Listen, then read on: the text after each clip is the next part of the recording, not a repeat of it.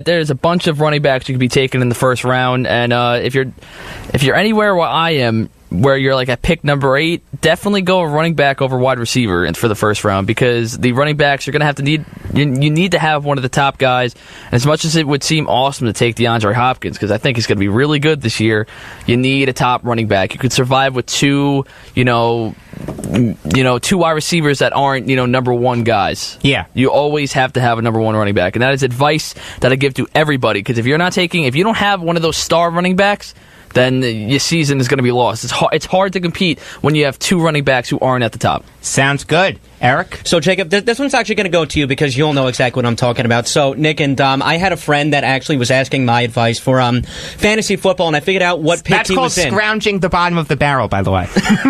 But, wow, okay. But anyway, it turns out... Took you a while to realize I was insulting you. Yeah, great. What else is new? So, it turns out that he was pick number 3, and he was deciding between himself what route he wanted to go. Would he want to go to a number 1 wide receiver? Would he want to go to a running back? Well, the only wide receiver that you would take at number 3 is Antonio Brown. Yeah, that's what I mentioned. That was one of the names that he was looking at. Jacob, at number 3, he ended up picking David Johnson. Really? Johnson over Elliott? I think so, I don't like that. That's fair. Personally, I really like Elliott this year. Me too. So I'm assuming that Gurley and Bell went 1 and 2.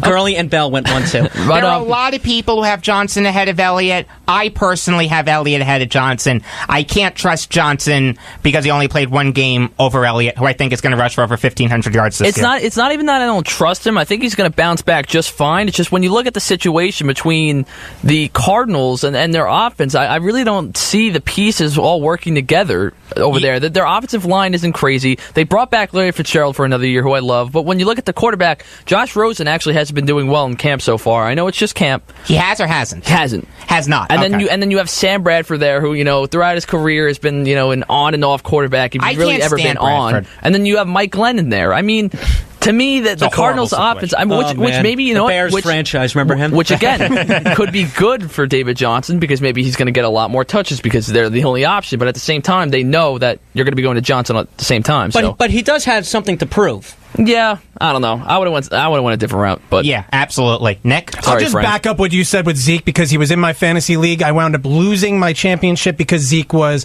obviously suspended towards the end of the year. Well, that was a risk you were taking. That was a risk you were taking, but I expected him to take it somewhere in the middle of the season, not the direct end of the season. But when I had him... That was a classless move on his part. Oh, my God. I mean, really? But anyway, it was. But anyway, most importantly, yeah, but these players don't care about what fantasy. They don't care at all. They hate it. The thing is, though, they should. They really should now. It seems like the kind of thing that if I was a player and I was playing for a losing team, if I needed motivation, all right, you know what? For everyone who owns me in fantasy, I'm going to play really hard for you. I don't know. Does that make any semblance of sense? I kind of understand, but I feel like as long as they're playing well enough to keep their roster spot, I feel like that's all they're caring about. And I do just want to back up your point about running backs early. Running backs, obviously. But once you start falling to the end of the second, beginning of the third round, start finding, especially if you're in a PPR league, find receivers who have receptions. Jarvis Landry jumps out at you at that. So guys like that will be available that low.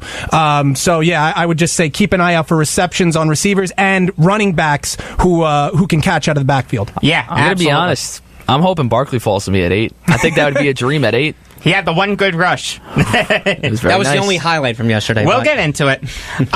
So I'm going to bring it back to fantasy baseball. Nathan Eovaldi, he's been getting owned a lot more recently in Yahoo Sports fantasy leagues, but if he's still available in your league, pick him up. He's been lights out since joining Boston. So he turned into Roger Clemens. He really did. Or Louis Tion. All right, we do have a caller on the line. Caller, you're on Beyond the Game. Good afternoon. You can't bring it back to fantasy baseball yet. All right, what do you have on your mind, Martin from Merrick? Well, here's what I have to say. I disagreed with you guys who think that players are going to try their best just because fans have that player on their fantasy team. No, it was just an idea to motivate players if they're on a losing team. Players are motivated by one thing. And one thing only, money. I get it. No, I totally get it. You know, I mean, if they were motivated by something else, you'd hear them say, when they're interviewed, I think I'm going to be a really great fit for and fill in the blank for whatever team they're going to or want to go to. Martin, I see your point 100%. It was just an idea to get the players a little more motivated when you're on a lousy team. Well, and if you're on a lousy team, you're not going to get that big payday. I don't know. Given the numbers that are thrown about, how much are these quarterbacks making on the Cleveland Browns? Not that much. Not a ton. I mean, the highest paid guy you're going to be looking at is obviously going to be Baker Mayfield. And that's because he's the number one draft pick. Because the Browns were bad. Yeah. And because the Sooners were good. Right, but if we're talking straight dollars, how much is he making? He's probably due about $30 million. Something like that. $30 million. There's a cap, but he's making as high as you can make. I think that's about $30 million worth of motivation to me. No, hey, well, let me ask you something. Do you want your players motivated by money and being a mercenary, or do you want them motivated to play the best they can be for their own sake? Both. All right, that's fair. I mean, I'll tell you, as a Jet fan, Darrelle Revis was always motivated by money, and it always ended up hurting the Jets. Yeah. So he also, in the end, wound up not being all that great a player. Oh, was horrible on the Chiefs. Yes. He had two great plays for the Chiefs that I remember. First one cost him a touchdown in the playoffs. The second one, he got burned against his old team. I was there, had a lot of fun. It was Robbie, right? I think so. Yeah. Okay. Thanks, guys. You're welcome. All right, Martin, thanks for the call. Bye-bye. All right.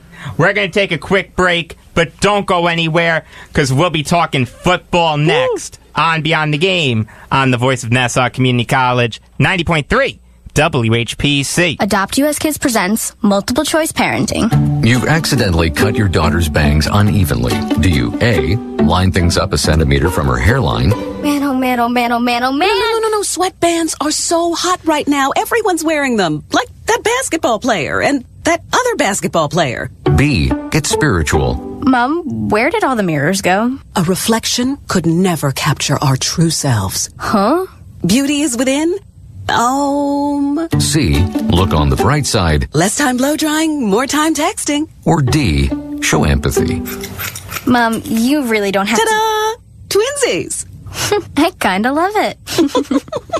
As a parent, there are no perfect answers. But you don't have to be perfect to be a perfect parent. Thousands of teens in foster care will love you just the same. For more information, contact You Gotta Believe at YouGottaBelieve.org. A public service announcement from the U.S. Department of Health and Human Services, Adopt U.S. Kids, and the Ad Council. Alexa, can you please do my food shopping today? Food shopping today added to your shopping list. Alexa, can you do my math homework for me? I'm not sure. Alexa, play WHPC. Play WHPC. You can now listen to the voice of Nassau Community College on your Amazon Echo. Simply say, Alexa, play WHPC. I am already playing WHPC. Sorry. So go ahead and buy a silicone steamer in the shape of a faceless melting pig. Buy a silicone steamer in the shape of a faceless melting pig. Yeah, that exists. And while you shop, play WHPC. Or buy a headband with a mullet hair attached to it. I refuse to buy a headband with mullet hair attached to it. Yeah, that exists too. Not sure why. But when you buy it, you can play WHPC. So play WHPC on your Amazon device today. And thanks for listening to 90.3 WHPC. Those serving in our military, they're the difference makers. Separated from family, enduring hardships far from home, sacrificing for their country. Well, for those of us who support our armed forces through the USO, we get to make a difference too. Through the USO, we get to be the force behind the forces, connecting them to every comfort of family, home, and country possible. It's a good feeling to make a difference. Visit USO.org/force to learn how you can be the force behind the forces. Jacob Vaux. Jacob Vaux. I'm just staring at Nick. I gotta bring these with me to Hofstra. Nick, do you like the Karate Kid? Who doesn't? Oh, man. You're listening to Beyond the Game on the Voice of Nassau Community College, 90.3 WHPC. We are live twice a week, Tuesdays at 5 p.m. and Fridays at 3 p.m. I am Jacob Volk. You can follow me on Twitter at Real Jacob Volk. Sitting across from me for the second to last time is Dominic Arbolino, who you can follow on Twitter at Darbs5258. I'm telling you, I'm going to just break down like a little schoolgirl. I really am. There's no question about it. I'm just going to break down. I really am. Eric Fischetti, who you can follow on Twitter at Sergeant Fish, and Nick Ornberger, who you can follow on Twitter at Nick Ornberger. Number to call if you have something on your mind is 516-572-7440. So let's get to football. Yes! Yesterday, the Browns beat the Giants by a score of 20-10. Eric, I don't know why you're so excited to talk about that's why I started laughing. Why am I excited? I got to see Saquon Barkley in Giants blue for the first time. Make one good play. Look, that was the only highlight for the Giants yesterday. I'm not even going to lie. I want to bring this up, though, because I feel like a lot of people, are just saying, oh, it was such a good play. It was such a good play. I love how he took, the Le'Veon Bell type of running, where he kind of stayed behind the line, and then once he found the hole, he just attacked it. I like that. I like how, you trust your O-line, which is, wow, you trust his O-line. I trust my O-line. I'm shocked. The right side, too. Eric Flowers over there. Ooh. But either way. Listen, man, what a mess. Eric, this is a point that you've made for a while. It doesn't matter if you have Barry Sanders behind you. If you don't have a good offensive line, you're going to look horrible out there. Yes, and you know what? I think the Giants did a great job at upgrading the offensive line throughout this whole offseason. And the offensive line did play okay yesterday. Yeah, they played okay. It's not the best, but it's definitely not as bad as it's been. Honestly, everybody was off. The whole team was rusty. I really wasn't expecting much. It's the first week of preseason. Yeah, it's also preseason, so you can't dive into it too much. But it's the first week of preseason, but I was looking very, very closely at a couple of pieces that I actually wrote down. One of them was Davis Webb. Davis Webb, this was his first time actually as a number 2, the clear cut behind Eli Manning right now, and he did not look good. Boy, oh boy, did he look horrible. He looked really bad. He was missing all of his throws. I was supposed to start not Chino. He was 9 for 22 yesterday for 70 yards. He looked like Hackenberg. He really did. I don't know about that. I don't know. Back up, please. I mean, I don't know He's about that. He's going to go down in Jet history, though, as a player who had a second-round pick picked on him, never played a single game. When I think about the preseason, and this goes for all preseason football, you kind of look at those guys that are trying to make it back into the league, or you look at the rookies. You're literally just watching those type of players. You know what you're going to get from Odell, even though he didn't play. I don't expect him to. You know what you're going to get from Eli. Like you know what's going to happen already. You know what's going to happen for the season. So you're not really looking at those pieces. You're looking at all the rookies that they drafted, undrafted rookies, and then also guys that are trying to make an impact coming back into the league, whether it's coming back from an injury or a suspension or whatever the case is. That's really the main purpose for preseason. The preseason is for the fringe guys who are just on the outside and for guys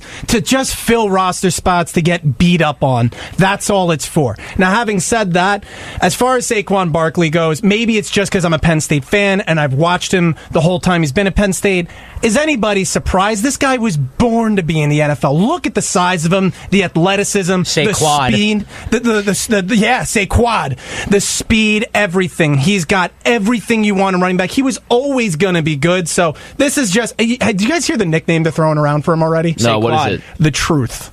Really? Really? And I think it's a little too I was going to say, one good run, and we're giving him that nickname. There's only one guy that deserves that nickname, and it's Paul Pierce. Thank you. Honestly, I don't really like that nickname for him, though. What, The Truth? Yeah. I never understood it. I mean, I don't get it either, but I guess it just means a guy who lived up to the hype. When Paul Pierce came out, there was an unordinary amount of hype around him. He lived up to it. That's the point of it. That's why Shaq, when he's the truth. You know who should be scared right now on the Giants roster about losing his spot? Who? Jonathan Stewart. You want to know why? Because, what's his name? Jalen Simmons and Robert Martin, who played really well, and I understand that, Jalen Simmons scored a touchdown yesterday. I understand that, again, it's only like, they're, what's it called? They're like third in the depth chart, all these players that are playing in the third and fourth quarter, so it's, it could tend to be a little easier, but they played really well. And again, Jonathan Stewart is a older running back, he really doesn't have the same effect that he did a couple of years ago. Though, because Barkley's going to need someone to help teach him. That's true, too. Why Stewart's safe. The one guy who I really wanted to focus on for the Giants was Kyle Lauletta. Yeah, Kyle Lauletta. I understand he only threw the ball 9 times, but you know what? He looked pretty good. He actually looked like an NFL quarterback. He did. He went 6 for 9 for 48 yards. And you know what I like about him? Because I never really seen him play. I like his accuracy. I really do. He's got a good arm, but, you know, obviously it can be better. Senior Bowl MVP. You know what else was